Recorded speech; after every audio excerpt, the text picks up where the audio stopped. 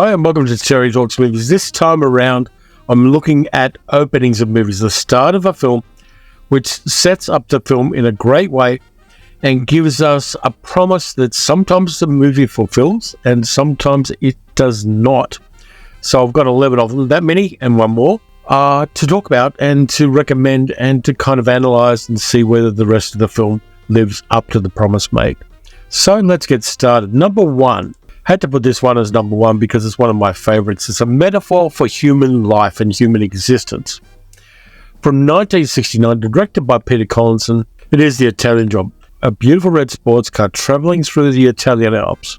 You've got beautiful Quincy Jones music in the background. Then Matt Monro starts singing the theme song, and the driver of the car is a guy called Roger, played by Rosanna Brasi, who is driving through the Alps. He's taking the curves beautifully. He puts on his sunglasses. He just chills out. If you've ever driven a mountain road or windy roads, it's a very zen kind of scene where he just enjoys himself and the titles come up and slide into frame wonderfully. And then Roger goes into a tunnel and hits a bulldozer run by a bunch of mafiosi. It's a metaphor for life. Just when things are going well, you get into that black tunnel and you're gone.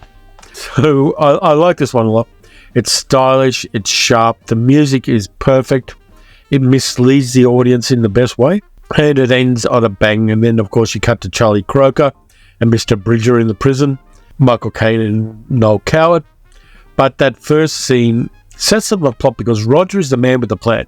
He's the guy who plans out the heist, and so he's important to it. It's not an extraneous title sequence at all.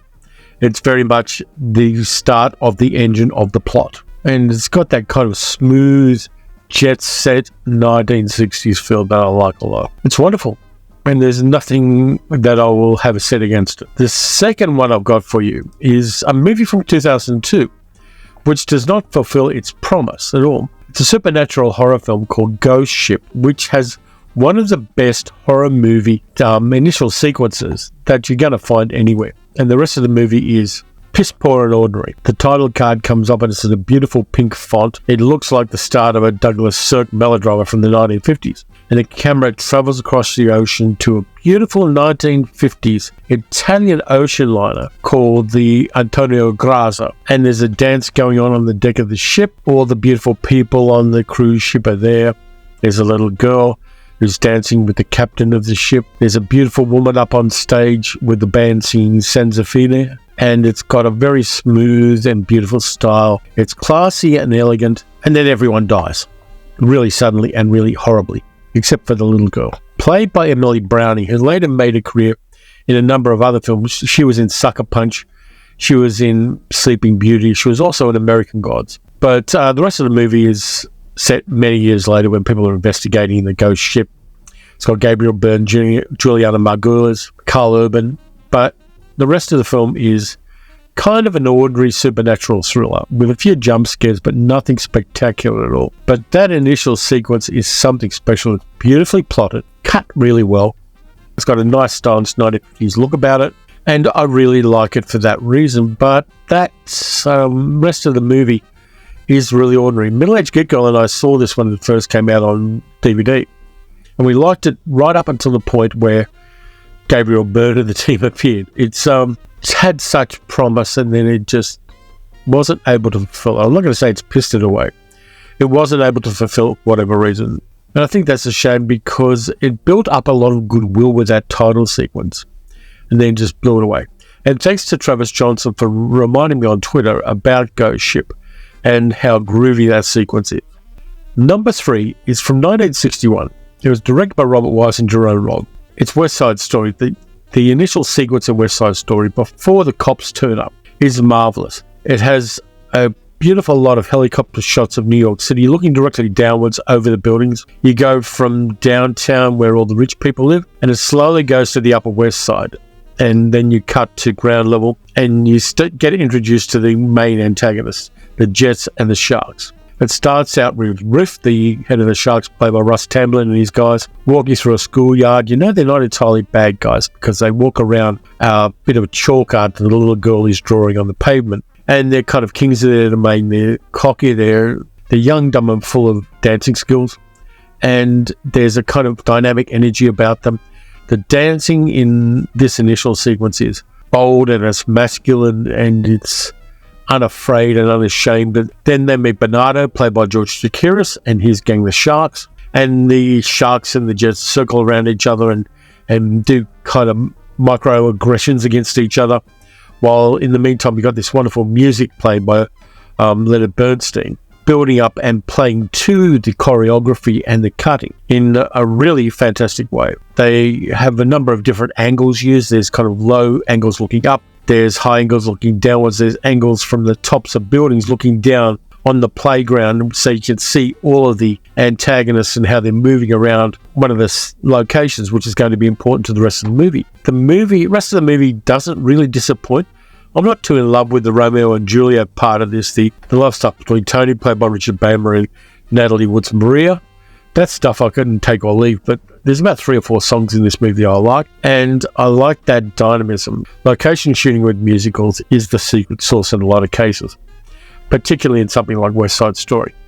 The weird thing is, if you Google West Side Story, the search engine optimization will give you a page and a half of the 2021 Steven Spielberg version before it ever gives you this classic version of the movie, which sucks and shows everything wrong with Hollywood. Then we zip past to 2006 and a dystopian action thriller directed by Alfonso Cuarón, and it's Children of Men, with Clive Owen playing Theo, a bureaucrat in a dystopian future where there hasn't been a child born since 2009. And the movie is set in 2027. And there's a scene right at the start, which is a long single take of Theo walking around London. And it's a London where people are riding tuk-tuks and there are advertising projections on the walls of buildings. Everything's a bit dingy. The garbage hasn't been collected. People are dressing very shabbily. There's a sense of despair even before anybody talks. There's a bit of voiceover at the start where you see Theo walk into a cafe where there's a TV showing, and it's announcing the death of baby Diego, the last human being born on the planet Earth in 2009, who dies at the age of 18 in a scuffle after he refuses an autograph from a fan. And then you follow Theo out of the building, and he walks down the building with his cup of coffee, and there's an explosion behind him. It sets up the world in which this story is laid out in a really, not in a non-verbal way, but in a way that uses diegetic sound, in this case the TV newscasts, and the locations and the set design and the world building that Cuarón puts into it. It's a really great sequence, and it's something that a lot of people could learn from in showing rather than telling a dystopic future, because I've seen so many movies that show dystopic futures where you get a text crawl at the start of it and maybe a posh person doing a voiceover explaining the mise-en-scène of the world. Whereas this one just drops you right into it, gives you a very smart way of learning what's happening in the world, and then follows your protagonist to a place where there's an act of violence. Works really well, builds the world, grounds the character. You know he's kind of a shambling, ramshackle sort of person. You know where you are, why you're there, and what's happening. Bam, bam, bam. Works really well, and it's a great opening sequence that people are talking about a lot when they're studying film, because it does all the right things in the right order. Then we go to another one of my favourites, A Naked Kiss from 1964. Samuel Fuller's The Naked Kiss, written and directed by Samuel Fuller. And there's a scene at the start where Constance Towers, playing a woman called Kelly, basically beats the crap out of her pimp. She's a sex worker. She beats the hell out of him. There's a bit of a revelation about the abuse she's suffered from him. And the title cards come up while Kelly's getting her makeup together and getting herself together. She quits the business. She leaves town and starts in a new town, and she meets the local police chief, Griff, played by Anthony Isley. She meets the rich man in town, and she kind of rebuilds herself and restarts her life on her own terms. Now, the title sequence itself is brutal and graphic. It's very much a Sam Fuller movie, and it pulls no punches. It's got that brutal start, and then there's that makeup thing where she puts her makeup on and fixes her appearance. I'm not going to spoil what I mean by that. And kind of goes into a very interesting place. It's probably the only Samuel Fuller movie that plays in some aspects a bit like a women's film, a bit like a Douglas Sirk film in a sense. But The Naked Kiss is one. I'm saving The Naked Kiss because I'm going to talk about that in a double feature with Shock Corridor, one of 74's other movies from the 1960s. And I think that this one is something special, and that first sequence tells you the kind of movie it is in the best possible way. So then we go to 2005 and a crime drama called Lord of War with Nicolas Cage. It's directed and written by Andrew Nicole, who gave us Gattaca. He also wrote the story for The Truman Show. It also has Jared Leto, Bridget Monahan, Ian Holm, and Ethan Hawke in it. The movie starts with the life story of not a human being, but a bullet. You see the manufacturing of the bullet close up, and from the bullet's point of view, where it goes from being stamped in a factory and loaded, it goes through various hands as it's sold from person to person. It goes into a gun and it's fired, and there's a result. It's a sequence that uses computer-generated effects really well and to a point. It sets up the moral approach to the business of war that the movie is taking in a really good way. And it shows us something on screen that we have not seen before, and that really wasn't possible before. We had certain kinds of cameras and certain kinds of lenses, and also those enhancements of computer-generated effects to help a story and not become the story. It's shocking, it's interesting, and the music underlying all of this action is Buffalo Springfield's For What It's Worth, and it works really well. It's a piece of music that's been overused in film, but in this case, I think it's quite salient in the way that it's used.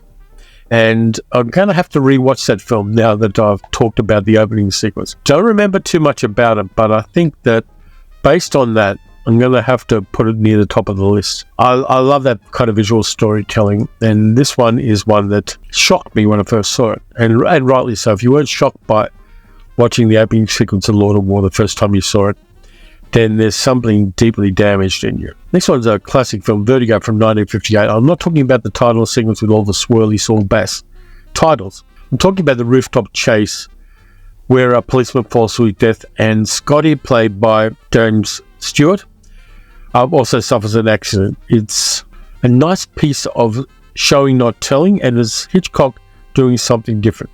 Yes, it was shot on a studio stage rather than the location, but that's okay because this is the 1950s. Lugging big cameras around on a rooftop was at times problematic. There are a number of other location shots in this movie that do really well, but this one really sets up the character's trauma and fear of heights in his vertigo. It doesn't give us the rest of the story, which is the fact that Scotty is a total bastard, and that Scotty is an obsessive and a damaged human being, not just because of this particular sequence, but because of who he is. I like that fact that it sets you up to see him sympathetically because he's a policeman who was injured in the line of duty, and then as the movie progresses, it slowly subverts that and makes it into something much darker and something much different.